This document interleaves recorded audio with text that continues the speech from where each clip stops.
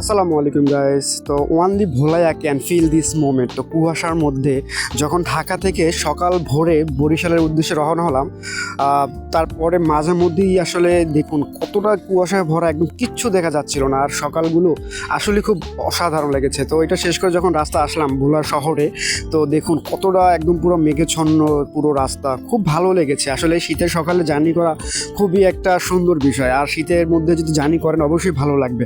তো আসলে একদম পুরো শীতে যে কতটা কাহিল হয়ে গেছিলাম সেটাই আজকে দেখালাম। দেখুন আজকে যদিও ভিডিওতে আমি সচরাচর ফেস দেখাই না, আজকের ভিডিওতে দেখালাম, কারণ হচ্ছে এতটা কুয়াশা সেটা ফ্রেমবন্দি না করলেই নয়।